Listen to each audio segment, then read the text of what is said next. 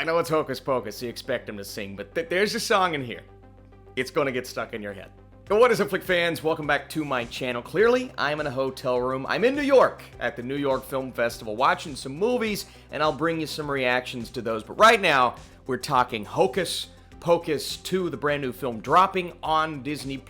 A lot of nostalgia at play here. Does this movie work? Is it better?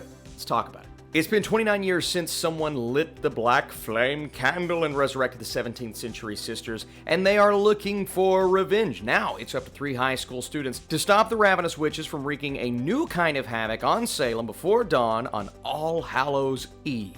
And as always, we're going to start out with the rating. There's action, some suggestive humor, and language, but just like the first Hocus Pocus film, this is one that is built for families. It's really built for the people that watched, enjoy, grew up with, held the nostalgia for the first Hocus Pocus, to, get excited for, oh my god, our characters are back and you're bringing back all of the crazy things. But you also have to deliver on that premise. You have to deliver a compelling story. And thankfully, one thing that Hocus Pocus 2 does right is it delivers on a compelling story with interesting enough characters, right? We love the witches. The witches are back. They tell you in the movie there's an amazing musical number. There are actually, I would say, 2 really good musical numbers in here. One of those, the witches are telling you they are back. The other was out of the blue, unexpected, but I should have expected it. I should have saw it coming. But in terms of the characters themselves being compelling, you're introducing a couple of new leads here this time around, and there was something that happened in the midst of Becca and Izzy's friend group that kind of caused them to go on this path in the first place, and that was an interesting story.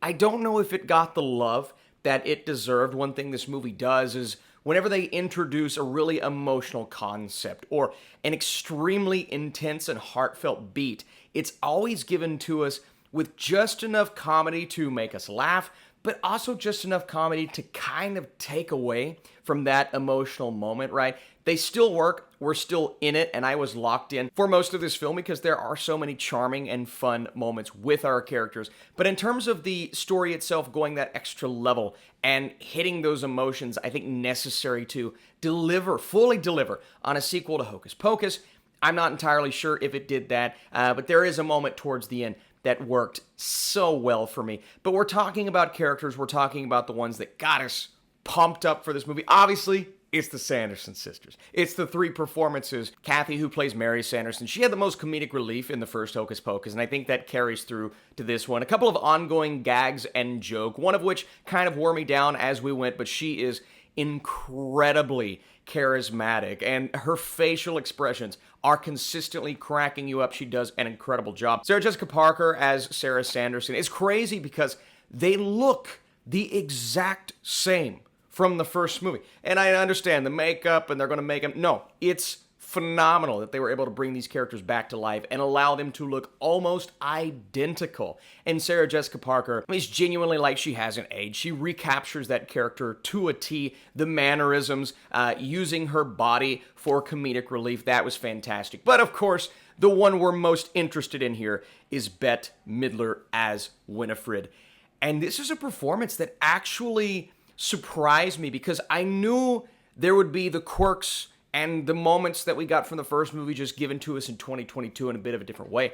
I didn't know there would be this level of heart from her character. And you see that as the story progresses. And the story here, speaking upon our new leads, they take it in a bit of an unexpected direction because I didn't know there would be this big of a reason to bring back the Sanderson Sisters. I'm like, okay, well, they had to do a sequel. You've got to capitalize on nostalgia.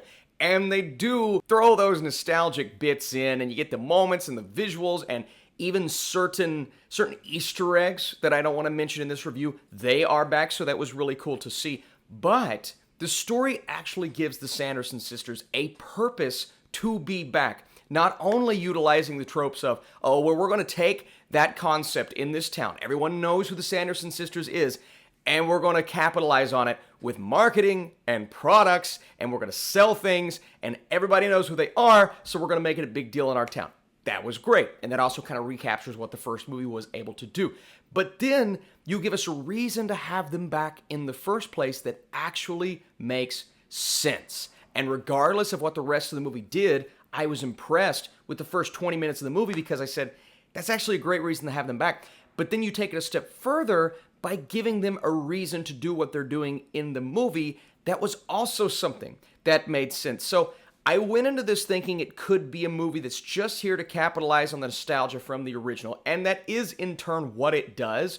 But it does take it a step further, and there was actually a reason for this movie to exist. So that is a really good thing. That's a huge positive in its direction. Our new characters here, the performances are actually really good. Cassie, Izzy, Becca. Cassie comes into the game a bit later. Izzy and Becca, they are kind of relegated to the background at points because there is something that happens to where they're kind of stuck in a location for about 20 minutes, so they're not getting a lot to do while the Sanderson sisters are out and, causing a ruckus, all that. And the ruckuses that they cause are really fun. And there's one moment where the whole town gets in on the ruckus. These are the moments that make Hocus Pocus special. And even though I will say Hocus Pocus 2 doesn't fully recapture that magic of the first, I do think the story was purposeful, and I also think the production quality was just a lot better, right? The original was a Disney Channel original movie. You're going to have those made-for-TV quirks. You're going to have all of those things that don't necessarily hold up.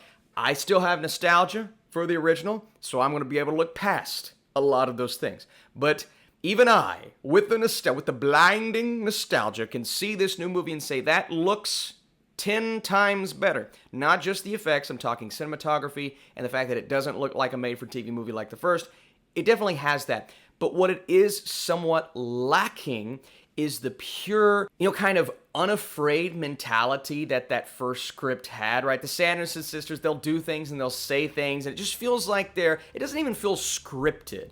This one feels a bit more scripted. It also feels like a bit of a rehash, because while the story is slightly different, you are rehashing those ideas, you're bringing them back, you have the young leads. It's that kind of concept that makes this a familiar, a similar movie, one that we've seen before, a predictable movie. You know exactly where it's going to go other than one or two beats towards the end. So it's nothing spectacular in terms of filmmaking, but just looking at it as a sequel that warrants existence and one that entertains in the process, that's all I needed from Hocus Pocus 2, and that's what I got. But again, I have nostalgia. Blinding. Before I give you guys my score, thanks for sticking with me on the road. I saw Bones and All last night. I'm seeing White Noise, the brand new Noah Baumbach film, tomorrow. It's a great weekend for movies, and if you enjoy this video, if you like this review, be sure to drop that like down below. While Hocus Pocus 2 isn't game-changing, it doesn't have to be. This is a nostalgic sequel that actually has a reason to exist. The story has an interesting set of ideas and more heart than expected. It is familiar, and that's its biggest flaw. But the Sanderson sisters are ridiculously entertaining, and I knew I just wanted a fun movie, and that's why I'm going to 64%. It's a fun movie, there's entertainment, there's musical numbers, and there's the Sanderson sisters, right? The script, you're going to be able to pick it apart at times, but it doesn't matter because it's the Sanderson. How many times do I have to say this? It's the Sanderson sisters. I'm losing my mind in this hotel. I'm by myself. It's sad. It's a sad state of affairs. But I get to see movies. That's all that matters.